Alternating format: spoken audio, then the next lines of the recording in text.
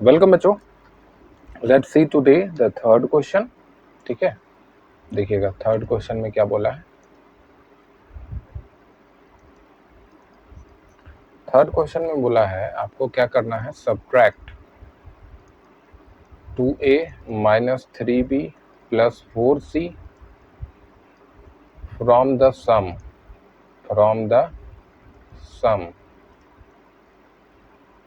Of a plus 3b minus 4c comma 4a minus b plus 9c and minus 2b plus 3c minus ए।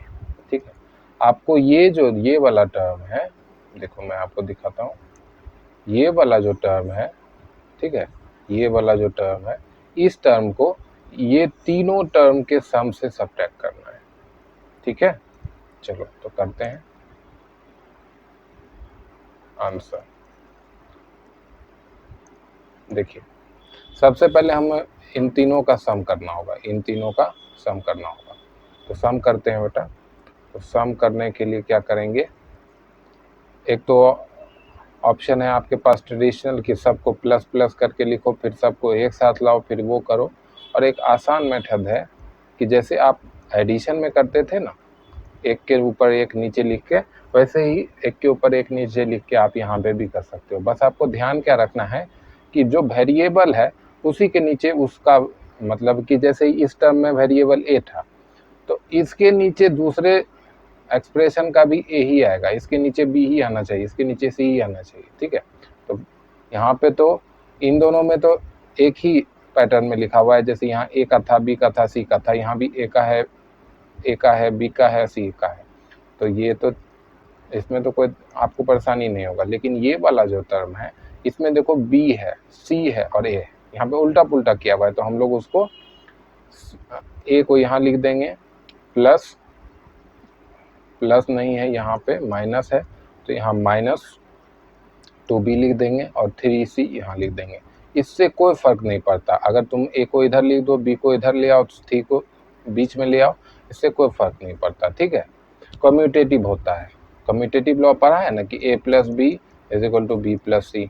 उसी तरीके से a plus B plus C is equal to B plus C plus A, या C plus A plus B, किसी भी तरीके से तुम लिख सकते हो। ये सब बहुत ही छोटी चीज़ें हैं जो तुम लोग ने कम्यूटेटिव लॉ पढ़ा है, वो यहाँ पे भी काम करता है अलजेब्रा में। ठीक है, चलो अब ये तो लिख लिया सर, अब करेंगे कैसे, तो करना क्या है, देखो 9 प्लस 3 दोनों पॉजिटिव था, तो 11c हो गया। अब 11c माइनस 4c कितना होगा, 11 में से 4 जाएगा, कितना होगा बताओ, 7। तो 7 जो होगा बेटा, तो तुम डायरेक्ट क्या लिख दो यहाँ पे, एक मिनट रुक जाओ, यहाँ 9 प्लस 3 क्या हो गया, 11 नहीं होगा, 12 होगा। 9 प्लस 3 हो गया 12। अब 12 में से 4 जब तुम सब्ट्रैक्ट करोगे तो तुम्हारे पास क्या बचेगा, 8। अब क्योंकि बड़ा नंबर जो था 12c वो पॉजिटिव था, तो यहाँ पे इसलिए पॉजिटिव आया। ठीक है, अब देखो 3b है, माइनस भी है और माइनस 2 भी है, 3b माइनस 3b, तो ये कैंसिल आउट हो गया, यहाँ पे क्या बचा, 0। थोड़ा देर के लिए समझाने के लिए मैं आपको यहाँ पे लिख रहा हूँ। अब यहाँ पे देखो, यहाँ पे क्या है, यहाँ पे 4a प्लस ए हो गया 5a, 5a माइनस ए हो गया 4a, तो यहाँ 4a प्लस 0b, ठीक है, प्लस 8c। तो फाइनली ये एक्चुअली में क्या आ गया, 4a प्लस 8c। ठीक है, ये मैंने आपको समझाने के लिए 0a मल्टीप्लाई b लिख दिया, आप डायरेक्ट 4a लिख देना। ठीक है, अब हमें करना क्या था, हमारा क्वेश्चन अभी सॉल्व नहीं हुआ है, अभी हमें क्या करना था, अभी हमें तो इसका ये निकालना है, क्या निकालना है बताओ, हमको ये वाला टर्म को सब्ट्रैक्ट करना है इन तीनों के सम से। तो अभी तो वो काम तो बाकी ही है। ठीक है, तो चलो वो काम भी करते हैं। तो हमें क्या करना है, अब देखो, अब मैं क्वेश्चन एक बार फिर से लिख रहा हूँ, सब्ट्रैक्ट, क्वेश्चन में क्या था, 2a minus 3b plus 4c from sum of 3 terms था ना, तो सम ऑफ 3 टर्म्स क्या निकल के आया, 4a प्लस 8c। अब तुमको ये बताना है कि इसको माइनस इसको करें, यानी अब थोड़ी देर के लिए अगर 1 इसको मान लो, इसको 2 मान लो, तो 1 माइनस 2 करना है, या 2 माइनस 1 करना है, कौन सही है कौन गलत है। तो देखो क्या लिखा हुआ है, फ्रॉम, और जब भी फ्रॉम आता है, मैंने इंटीजर के चैप्टर में भी आपको बताया था कि फ्रॉम जब भी आता है तो second term minus first term, यानी ये होगा ये नहीं होगा, ठीक है। तो इस बात का आपको खासा ध्यान रखना है, ठीक है। चलिए इन सभी को हम लोग इरेज करते हैं और आगे बढ़ते हैं। अब हम लोग को सेकेंड माइनस फर्स्ट करना है, हम लोग को समझ में आ गया। तो 4a प्लस 8c, ठीक है, माइनस क्या कर लेंगे 2a minus 3b plus 4c, ठीक है। अब देखो यहाँ पे 4a plus 8c minus 2a plus 3b minus 4c, ठीक है। 4a माइनस 2a कितना हो जाएगा 2a, 8c माइनस 4c कितना हो जाएगा 4c प्लस का 4c, और फिर उसके बाद क्या हो जाएगा, उसके बाद क्या हो जाएगा, देखो क्या बच गया, b बच गया। तो यहाँ पे तो सिर्फ 3b है, तो यहाँ पे 3b एज इट इज आ गया, ठीक है, क्योंकि उसका कोई और टर्म था नहीं, तो प्लस माइनस का बात ही नहीं बचता है, ठीक है।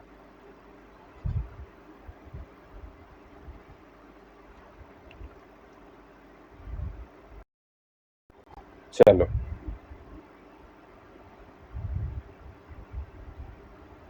अब आ जाते हैं हम अपने, ये क्वेश्चन आपका सॉल्व हो गया। इसका आंसर क्या आया 2a plus 4c plus 3b, ठीक है। ये आपका क्वेश्चन सॉल्व हो गया।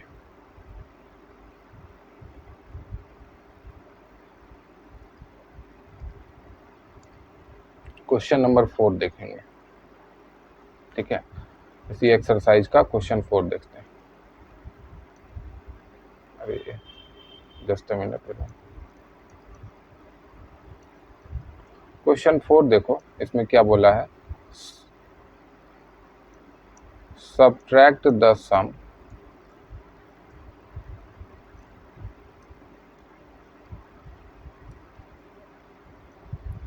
subtract the sum of 8m minus 7n plus 6p square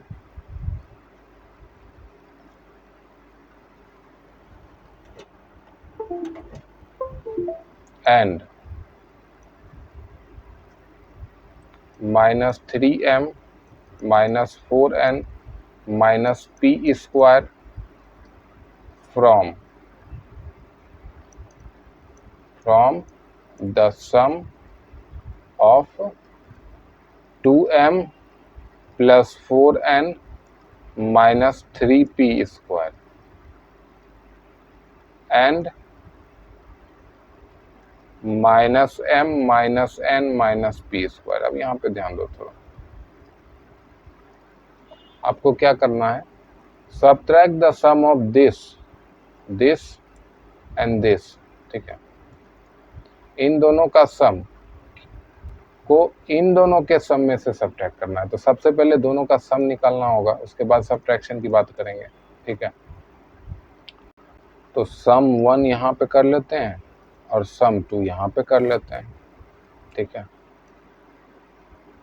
तो पहला सम क्या है 8m minus 7n plus 6p square, इसको किससे ऐड करना है minus 3m minus 4n minus P square, दोनों को ऐड कर लो, ये पहला सम हो गया। और दूसरा सम क्या है 2m plus 4n minus 3p square और minus m minus n minus P square, दोनों को ऐड करना है। तो देखो 6p square minus P square हो गया 5p square, positive 5p square, ठीक है। माइनस 7n माइनस 4n क्या हो गया minus 11n, 8m minus 3m क्या हो गया 5m, ठीक है। अब देखो minus 3p square minus P square कितना हो गया minus 4p square, plus 4n minus n कितना हो गया plus 3n, 2m minus m कितना हो गया m, कितना हो गया m।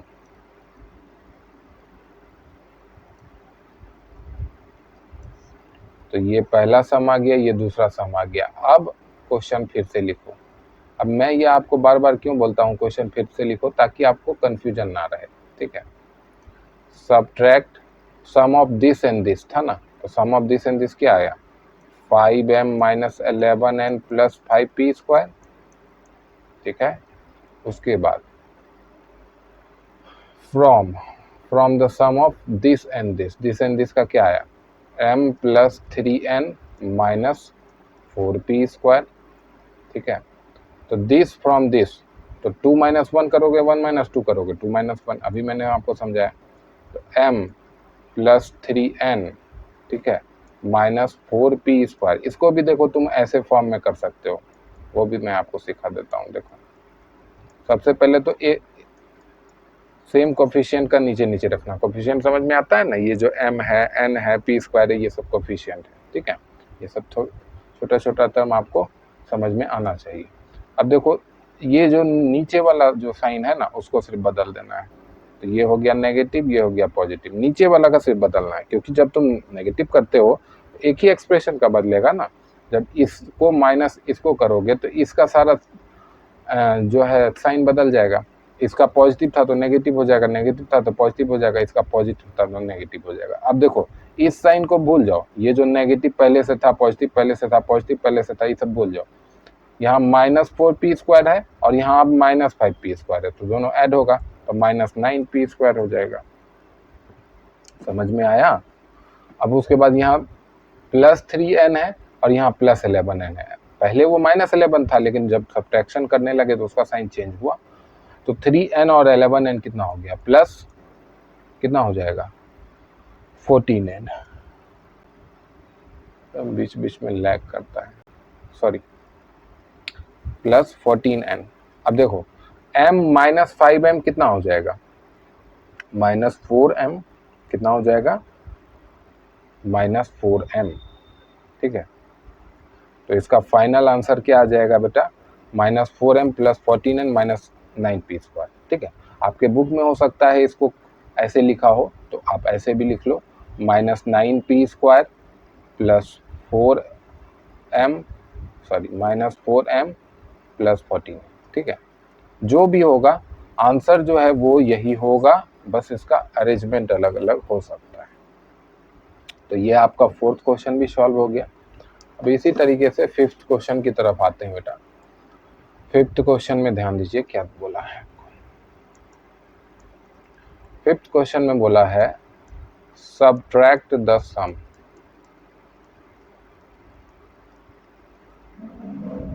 subtract the sum of 8a minus 6a square plus 9 and minus 10a minus 8 plus 8a square from minus 3, from minus 3। तो आपको क्या बोला है, subtract the sum of this and this, ठीक है। सम निकालते हैं बेटा, सम निकाल लेते हैं। सम निकालना है किसका, 8a minus 6a square plus 9 और माइनस 10a माइनस, रुक जाओ,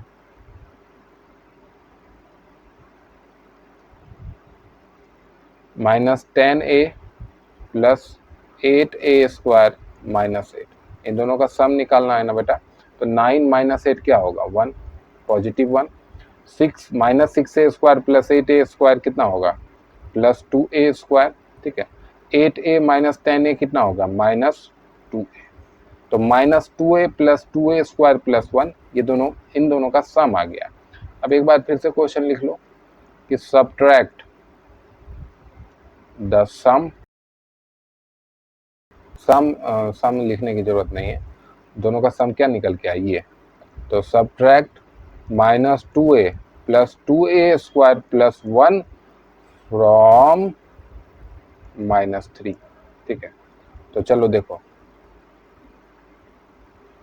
तो फर्स्ट माइनस सेकेंड होगा या सेकेंड माइनस फर्स्ट, तो सेकेंड माइनस फर्स्ट, यानी minus 3 minus of minus 2a plus 2a square plus 1, ठीक है।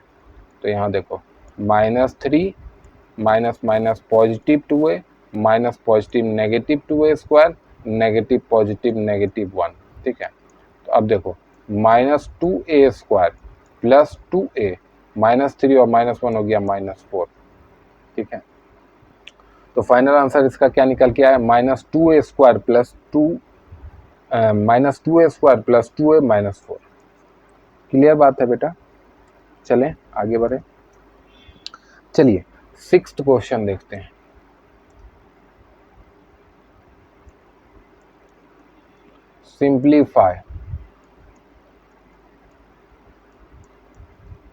सिंप्लीफाई करना है। पहला क्वेश्चन ध्यान दो, 5x minus 9y minus 7x plus y। ठीक है,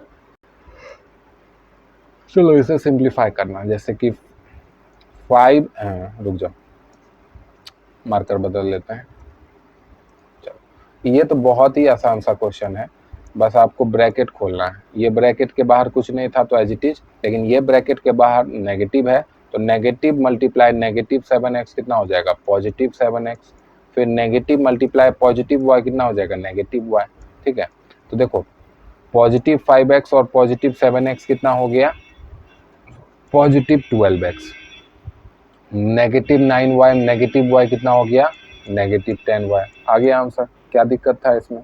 ठीक है, इसी तरीके से सेकंड क्वेश्चन में थोड़ा सा एक फ्रैक्शन मल्टीप्लाई कर दिया है, घबराने की जरूरत नहीं है। देखो x² minus x minus 1/2 x minus 3 plus 3x²। ठीक है, चलो इसमें देखो क्या कर सकते हैं हम, x² minus x minus half multiply होगा सभी में, तो -x/2। अब क्योंकि नेगेटिव हाफ पॉजिटिव x से मल्टीप्लाई हुआ इसलिए -x/2, लेकिन यहाँ नेगेटिव 3 जब नेगेटिव -2 से मल्टीप्लाई होगा तो क्या होगा, प्लस 3/2 हो जाएगा, पॉजिटिव हो जाएगा। फिर positive 3x² when it will be multiplied with negative -1/2, तो क्या हो जाएगा, नेगेटिव 3x² अपॉन 2। ठीक है, अब हम क्या ले लेते हैं, 2 LCM ले लिए, तो यहाँ हो जाएगा 2x² minus 2x minus x plus 3 minus 3x²। ठीक ना, चलो तो अब देखो 2x² माइनस 3x² कितना हो गया, -x², minus 2x minus x कितना हो गया, -3x प्लस 3 होल अपॉन 2। ठीक है, ये इसका आंसर आ गया। ठीक है, हाँ यही इसका आंसर है। इसके आगे आप क्या सॉल्व कर सकते हो, इसमें x की वैल्यू आपको पता नहीं है, x की वैल्यू पता रहेगी तब ना आप इसका कोई वैल्यू निकाल सकते हो। ठीक है, क्लियर बात है बेटा। इसी का थर्ड पार्ट भी कर लेते हैं।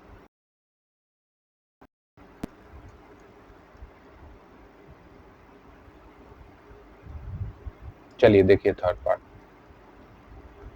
थर्ड पार्ट में अंदर big bracket 7 minus 2x plus 5y minus x minus y minus 5x plus 3y minus 7। ठीक है, चलो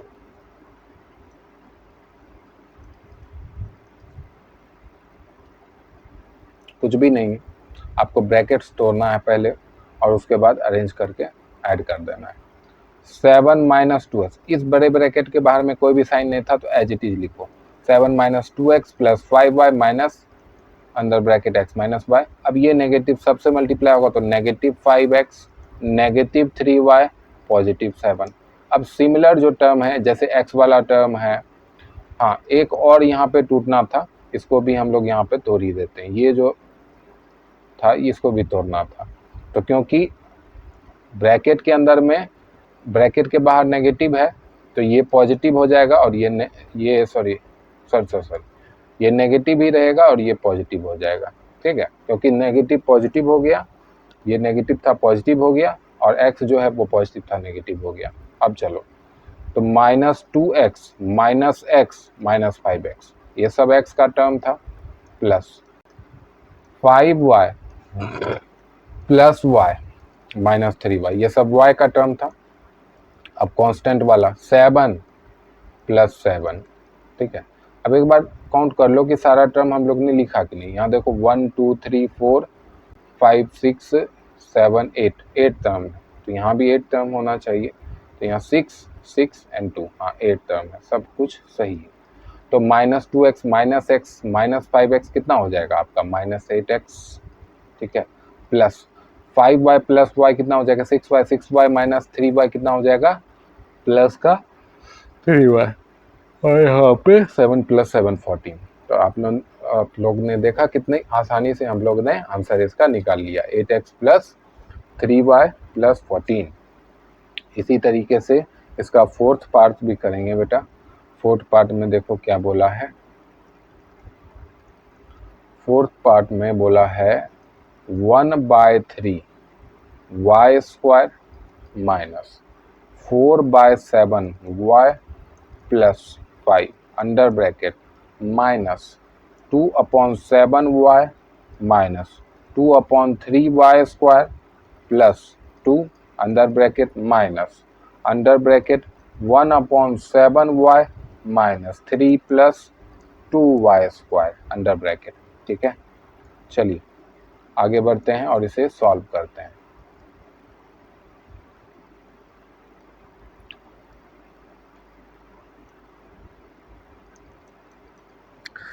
देखिए 1/3 y square minus 4/7 y plus 5, अब ये नेगेटिव सारे से मल्टीप्लाई होगा तो नेगेटिव 2/7 y, नेगेटिव और negative positive 2/3 y square, negative और पॉजिटिव नेगेटिव 2, फिर नेगेटिव और पॉजिटिव हो गया नेगेटिव 1/7 y, फिर नेगेटिव और नेगेटिव हो गया पॉजिटिव 3, फिर नेगेटिव और पॉजिटिव हो गया नेगेटिव 2y स्क्वायर, ठीक है।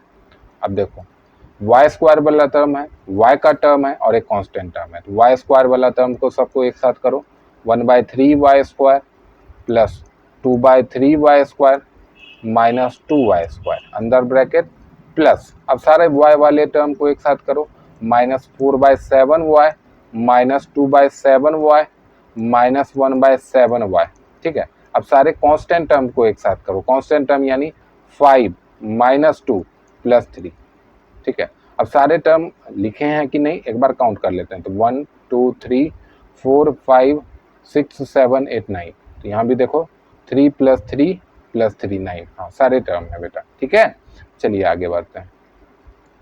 अब इन सभी को ऐड करके लिखना है, तो यहाँ पे देखो हम लोग ने क्या किया, 3 एज ए एलसीएम ले लिया, तो यहाँ तो y स्क्वायर रहा, यहाँ 2y स्क्वायर रहा, और यहाँ पे क्या हो जाएगा -6y स्क्वायर हो जाएगा। फिर यहाँ पे भी यहाँ पे 7 एलसीएम ले लिया, तो यहाँ -4y minus 2y minus y plus यहाँ पे क्या हो जाएगा 8 माइनस 2 कितना हो जाएगा 6, ठीक है। अब यहाँ पे देखो y square plus 2y square कितना हो जाएगा 3y square, 3y square minus 6y square कितना हो जाएगा -3y square upon 3 plus -4y minus 2y minus y कितना हो जाएगा -7y अपॉन 7 प्लस 6, 7 से 7 कैंसिल हो जाएगा, 3 से 3 कैंसिल हो जाएगा, तो फाइनली क्या आएगा बेटा -y square minus y plus 6, ठीक है। -y square minus y plus 6 is the final answer. तो ये आपका पहला एक्सरसाइज चैप्टर 6 का एक्सरसाइज 6 से यहीं पे समाप्त होता है। Thank you very much for watching this video. If you do like this video, please subscribe the channel and share with your friends. ठीक है? Who need these kind of videos. Thank you very much.